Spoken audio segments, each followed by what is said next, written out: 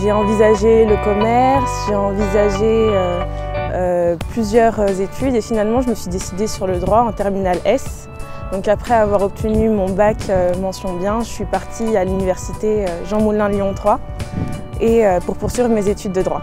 J'étais au lycée Émile Goethe en filière S en classe sportive judo. Et j'ai toujours été intéressé par les sciences, donc je me suis orienté vers les classes préparatoires scientifiques pour devenir ingénieur. Mon parcours scolaire est un peu à l'image de ma passion, la littérature. En fait, l'année dernière, j'étais en prépa littéraire et donc juste avant, j'ai eu mon bac littéraire au lycée Pontius de Terre à Châlons et donc cette année, je suis en faculté de lettres modernes. Et elle se déroule plutôt bien. J'ai validé ma première année de droit. C'était beaucoup de travail, c'était un peu comme une course d'endurance. Je suis au lycée Fermat à Toulouse. Je passe les concours cette année au mois d'avril. Et tout se passe bien pour l'instant, on verra par la suite. Ça se passe bien, je suis toujours dans mon domaine de prédilection, donc j'aime beaucoup ce que je fais et je continue d'apprendre et d'approfondir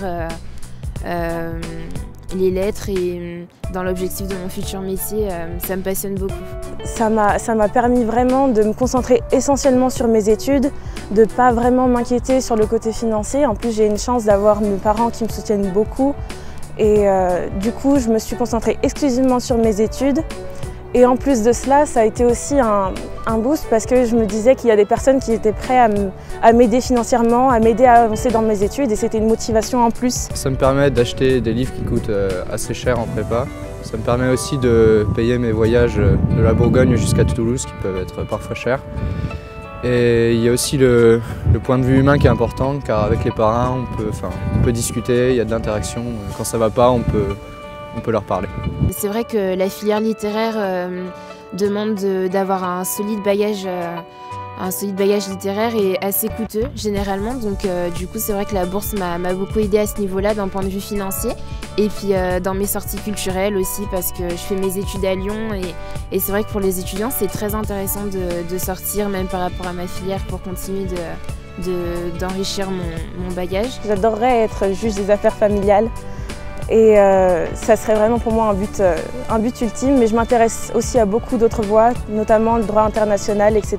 Donc moi je vise une école d'ingénieur plutôt orientée vers la physique, soit l'aérospatiale, soit les nanotechnologies et l'environnement et l'énergétique. Je souhaite devenir professeur de lettres et dans le secondaire, mais je me ferme pas forcément de porte, je suis assez ambitieuse donc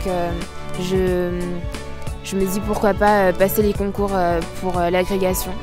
Pour la caisse locale, le projet de la bourse Jean-François Forestier est arrivé par le réseau commercial du Crédit Agricole et tout de suite les administrateurs de la caisse locale ont saisi ce projet pour faire une action quartier et cela pour plusieurs raisons. Alors d'une part, pour les étudiants, aussi pour l'implication des administrateurs et aussi d'autre part par rapport aux événements du Rotary dans le cadre de l'action de la bourse comme l'organisation d'un concert et la sélection des étudiants.